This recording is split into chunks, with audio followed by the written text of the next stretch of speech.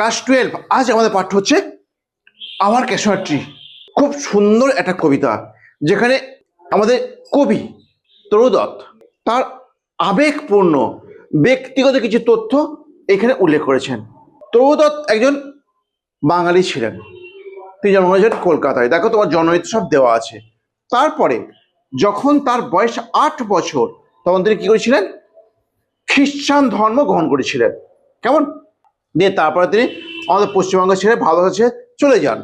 তারপরে বহু বছর পরে তিনি তার যে বাচ্চা বয়সের স্মৃতি, সেই স্মৃতিটাকে মেমোরাইজ করেছেন। কেমন আজকে আমরা সেটাই পাঠ্য বলতে পারলাম। Our casuarina tree. কেমন সহজে পশ্চিমবঙ্গে এসব গাছ দেখা যায় না, তবুও তিনি লিখেছেন। তোমার মনে প্রশ্ন, স্যার এই সব গাছের নাম কেন তিনি লিখলেন না? বেনিয়ান ট্রি লিখলেন না কেন? বট গাছ কেন? পিপল ট্রি লিখলেন না? অসত্য গাছ কেন লিখলেন না? এগুলো তো আমাদের অ্যাভেলেবেল আছে। বাঁশ গাছ চারিদিকে আমাদের দাঁড়িয়ে আছে, তাল গাছ দাঁড়িয়ে আছে। দেখো এইসব গাছ, বাঁশ গাছ, তাল গাছ, এইসব গাছ তো বিদেশের মাটিতে দেখা যায় না। এই ক্যাশনার ট্রি আমেরিকায় অ্যাভেলেবেল, কানাডায় অ্যাভেলেবেল, খুব বেশি দেখা যায়। বিদেশের মাটিতে খুব বেশি দেখা যায়। উনি তো ইংরেজির সাথে রচনা করছেন, সবার তো একটা ইচ্ছা থাকবে আমার কবিতার বিষয়বস্তু যাই হোক না কেন, যেন বিদেশের লোকেরা কবিতাটা পড়ে কিছু বুঝতে পারে। যদি ওদেরকে বলা হয় পিপল ট্রি, সে আবার কি জিনিস, তার ইন্টারেস্ট লাগবে না। তারা জিনিসটা জানে, জিনিসটা বোঝে, যদি সেটা সম্পর্কে লেখা হয় তাহলে তারা বুঝবে। কেমন কিন্তু আমরা তো আবেগময়, যে তরুদত্ত লিখেছে আমাদের পড়তেই হবে, তাই তো। আর তাছাড়া এটা খুব সুন্দর কবিতা। কেমন তুমি এইটা পড়তে গিয়ে তুমি প্রথমেই একটা লতানে গাছের নাম পাবে। আর লতানে গাছ পাক খেয়ে খেয়ে উঠেছে, উঠতে উঠতে চলে গেছে একদম এই ডালে। এই ক্রিপারটা উঠে গেছে কোথায়? একদম একদম শীর্ষে, একদম শীর্ষে চলে গেছে। এর সম্পর্কে কিছু বর্ণনা দেওয়া আছে। কেমন এরপরে এখানে বাচ্চা ছেলে হয়ে এক গাদা খেলা করতো তরুদত্ত এবং তার দুটো ভাই বোন। ওরা খেলা করতো, তার নামগুলো আমরা পাবো এখানেতে। এবং এইখানে গাছেতে লাল লাল থোক থোক ফুল হতো, গাছে লাল লাল থোক থোক ফুল হতো। কেমন আমরা সেটাও পাবো। এইখানে পাখি বসতো, গাছের ডালে পাখি বসতো, বুঝলে? তুমি সেটাও পাবে। এটা গাছের ডালে পাখি বসতো, সে পাখি সবসময় গান করতো, আমরা সেটাও পেয়ে যাবো। ছোট বানর এখানে থাকতো, আর বড়গুলো এইখানে বসতো, বুঝলে? আমরা সেটাও, এটা বড় বানর এখানে বসে কি করতো? সূর্য উদয় হওয়া দেখতো বানর বসে ওখানে। সেসব বর্ণনা সব পাবো। কেমন এই গাছের ছায়া পড়তো, এখানে একটা পুকুর পাবে, এখানে পুকুর, বড় একটা পুকুর পাবো, সেই গাছের ছায়া এই পুকুরে পড়তো। দিয়ে তারপরে এই পুকুরে কি ফুল ছিল? পদ্ম ফুল ফুটতো, আমার তার বর্ণনাটাও পেয়ে যাবো। চলো এবার আমরা স্টার্ট করি। লাইক এ হিউজ পাইথন, আরে ঠিক বড় অজগর সাপের মতো, উইন্ডিং আঁকা পাকা পথে, রাউন্ড ঘুরে ঘুরে, দে রাগ টাং খসখসে গুড়িটা, ইনডেন্টেড ইনডেন্টেড গভীরভাবে দাগ করে দিয়েছে, উইথ কাটস, কাটস মানে দাগ, up to its very Sumith, শীর্ষ পর্যন্ত, নিয়ার দ্য স্টার্স, নক্ষত্রের কাছ পর্যন্ত। এই ক্রিপার ক্লাইম্বস, একটা লতানে গাছ ওরা আরোহণ করেছে। এটা একটা তথ্য ক্লিয়ার হলো, তাই তো। নেক্সট দেখো কি দিয়েছে। In whose embrace brown no other tree could live, in whose embrace brown, যার আলিঙ্গনের বন্ধনে, যার আলিঙ্গনের বন্ধনে। দেখো না, এই দেখাও, হুশ বলতে কার? এই গাছটার, লতানের গাছটার। এই গাছটা খুব শক্ত করে ধরে আছে, বাঁধন, বন্ধন বা ধরা থাকা। এই বন্ধনে অন্য যে কোনো গাছ মারা যেতে পারে, এই বন্ধনে অন্য যে কোনো গাছ মারা যাবে, কিন্তু বাট গ্যাল্যান্টলি, ভদ্র সহকারে। দেখেছো, তোমাকে যদি কেউ উৎপাত করে, কেউ যদি অত্যাচার করে, তুমি তাকে মেরে দেবে বা সরিয়ে দেবে, বাট গ্যাল্যান্টলি। কিন্তু আমাদের গাছটা কি করেছে? ভদ্রভাবে, গ্যাল্যান্টলি, ভদ্রভাবে কি করেছে?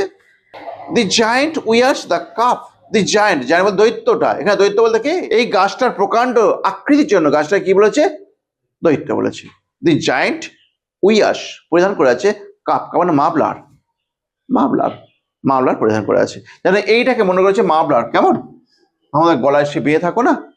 ফ্লাওয়ার্স আর হাং, ফুল ঝুলছে, ইন ক্রিমশন ক্লাস্টার, ইন ক্রিমশন, গাঢ় লালের। এই দেখো, এই যে বললাম ফুল ঝুলছে, এই যে ফুল ঝুলছে গাঢ় লালের। কোথায় ঝুলছে? অল দ্য বুশ অ্যালং, সব শাখাতেই ঝুলছে। হোয়ার আপন all day gathers birds and বিজ, হোয়ার আপন, যেখানে আছে। দেখো এই যে বার্ডে, এই যে দেখো না, বলেছে না শাখার কথা বললো না, সেই শাখার পর দেখো হোয়ার আপন লিখেছে, মানে এই শাখাগুলোতে। হয়ার আপন লিঙ্কার কার পর লিখাতে লিখেছে দেখো, হয়ার আপনটা শাখার পর লিখেছে, তাই তো, বোঝার পর লিখেছে। তাহলে হয়ার বলতে শাখাগুলোতে কে বসতো? All the day long are gather birds and bees, সারাদিন ধরে কে জমতো? বার্ডস এন্ড বিজ, পাখি এবং মৌমাছি জমতো।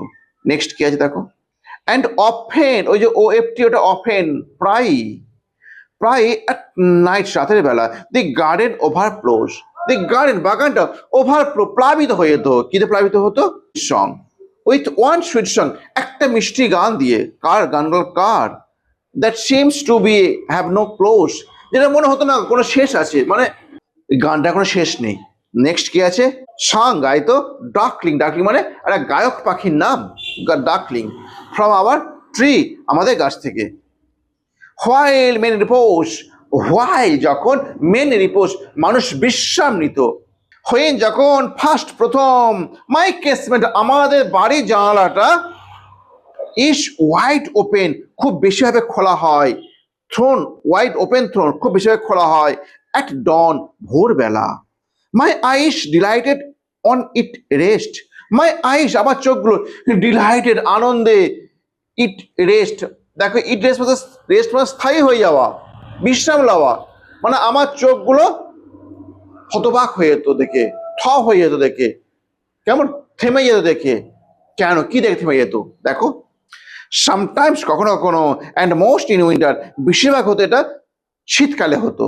সামটাইমস কখনো কখনো হতো, বেশিরভাগ হতো কখন? ইন উইন্টার, শীতকালে। On its crest a grey baboon sit statue like alone watching the sunrise. On its crest, দেখো এই ক্রেস্ট মানে না, এই দেখো সব থেকে শীর্ষ ডালটাকে ক্রেস্ট বলে। ক্রেস্ট, ব্যাবন মানে এক ধরনের বানর। ক্রেস্ট, ক্রেস্ট মানে হচ্ছে শীর্ষের ডাল, শীর্ষে, কেমন? অনেক ক্রেস্ট, শীর্ষের ডালটাতে এই গ্রে বাবন, একটা ধূসর বর্ণের ব্যাবন, শীর্ষ বসে, স্ট্যাচু লাইক অ্যালোন, মূর্তির মতো একাকী, মানে স্থির হয়ে থাকতো, বুঝলি, নড়াচড়া করতো না, স্ট্যাচু লাইক অ্যালোন, একাকী বসে থাকতো। কেন বসতো? ওয়াচিং, দেখতে, দি সানরাইজ, সূর্যের ওঠাটা, সূর্য দেখার জন্য। দেখো মানুষ সূর্য দেখে, তাই তো, যে এটা ব্যাবনও, যে একটা ব্যাবনে সূর্যটা দেখবে, এটা কল্পনা করা যায় না, তাই না? হোয়াইল যখন, অন লোয়ার বোস, নিচু, লোয়ার মানে নিচু, হোয়াইল যখন নিচু, বোস শাখাগুলোতে, নিচের শাখাগুলোতে, হিস স্পানি, স্পানি অফস্প্রিং, স্পানি মিনস তোমার রোগা, রোগা, রোগা থিন, অফস্প্রিং, অফস্প্রিং মানে তোমার শিশু, শিশু, তার বাচ্চাগুলো, তার রোগা রোগা বাচ্চাগুলো কি করতো? লিপ, লাভ দিত, অ্যাবাউট অ্যান্ড প্লে। এখানে দেখো না, এইরকম জায়গাতে, এইদিকে হয়তো এরকম জায়গায় ছোট নিচে ডাল আছে, এই ডালেতে হয়তো, আর এই ছোট নিচে ডাল, এদিকে ডাল একটা করে দিই, নাহলে হবে না। এইখানে হয়তো ছোট বাংলা বসতো এবং তারা লাফে লাফে খেলা করতো। ক্লিয়ার? ওরা মা থাকতো বা বড়টা থাকতো উপরটায়। And far and near কোকিলাস hail the day, and far and near, far অনেক দূরে, near মানে কাছে, far and near অনেক দূরে এবং অনেক কাছে, কোকিলাস কোকিল পাখি, হেল, হেল মানে চিৎকার করে বলতো, ঘোষণা করতো, কি ঘোষণা করতো? দি ডে, দিনটা, দিন এসে গেছে, ঘোষণা করে দিত, দিন এসে গেছে। তারপর অ্যান্ড টু দেয়ার পাস্টার্স, তাদের তৃণভূমি, পাস্টার তৃণভূমি, Meadows, পাস্টার means Meadows, MEADOWS, Meadows মানে তৃণভূমি। টু দেয়ার পাস্টার্স, তাই তৃণভূমিতে, ওয়েন্ট, এই দেখো ওয়েন্ট মানে চলে যাওয়া, চলে যেত। আমার স্লিপি কাউস, আচ্ছা দেখো একটা লাইন দেওয়া আছে, স্লিপি কাউস মানে খুব সকালে গরুগুলো যাচ্ছে এবং তাদের চোখ থেকে তখনও ঘুম ছাড়েনি, তাদের চোখে এখনো ঘুম জড়িয়ে আছে, ওই যে স্লিপি কাউস, ঘুমাচ্ছন্ন গরুগুলো চলে যাচ্ছে। অ্যান্ড ইন দ্য শ্যাডোস, ছায়াতে, on the broad tank cast, and in the shadows মানে ছায়া, ছায়াতে, কার ছায়াতে? অন দ্য ব্রড, ব্রড মানে অনেক বড়, ব্রড মানে এই দেখ পুকুরের কথা বলছে, ব্রড অনেক বড়, ট্যাঙ্ক পুকুরটাতে, মানে গাছের ছায়াটা পড়ছে এই পুকুরে, পুকুরটা কেমন অনেক বড়, সেখানে কি আর কি আছে? কাস্ট নিক্ষেপ করছে, দা হোর ট্রি, হোর মানে প্রকাণ্ড, হোর মানে প্রকাণ্ড, প্রকাণ্ড গাছটা, এটা একটা প্রাচীন, প্রাচীন জাইজান্টিক যেটা বলা হয়, খুব সুন্দর প্রাচীন, খুব সুন্দর একটা উপমা, হোর, দ্যাট ইজ জাইজান্টিক, বুঝলে, প্রকাণ্ড। সেই প্রকাণ্ড গাছটা কি হয়েছে, দি হোল ট্রি, সেই প্রকাণ্ড গাছটা সো বিউটিফুলি, খুব সুন্দরভাবে ভাস্ট এবং সীমাহীন। The water Lily's, the water Lily's springs, lily একটা ফুলের নাম, বুঝলে, সেই সেই লিলি, জলেতে লিলি ফুলগুলো স্প্রিং, স্প্রিং মানে কি পুষ্পিত হতো, like snow embraced, like snow embraced. Snow মানে কি তুষার, এমব্রাস্ট মানে আলিঙ্গন করে আছে। দেখো না, এই দেখাও না, তুমি বুঝতে পারবে না। এই পুকুরেতে লিলি ফুল ফুটেছে, লিলি ফুলগুলো জলের উপরে উঠে এসেছে, পদ্ম ফুল। সেই পদ্মের উপরে তুষার পড়েছে, তুষার পড়েছে, পদ্ম ফুলগুলো সব কভার, ঢাকা পড়ে গেছে, ওই জন্য বলছে স্নো এমব্রাশ। স্নো এমব্রাশ মিনস এই পুকুরটাতে কি ফুটেছে বলো, লিলি ফুল ফুটেছে। সেই লিলি ফুলগুলো জলের উপরে উঠে আছে, তো জলের উপরে ফুলগুলোর উপরে কি পড়ে আছে, সাদা তুষার পড়েছে, কেমন, ওই জন্য বলছে এমব্রাশ। এমব্রাশ প্রকৃত মনে হচ্ছে আলিঙ্গন করে থাকা। তাহলে এইটুকু তো বুঝতে পারলাম, হ্যাঁ। এরপরে আবার অন্য ব্যাখ্যা আছে, এর পরের দিন আমি সেকেন্ড ক্লাসে এটা শেষ করে দেবো, কেমন। যদি তোমার কিছু কোশ্চেন থাকে, কোশ্চেন করো।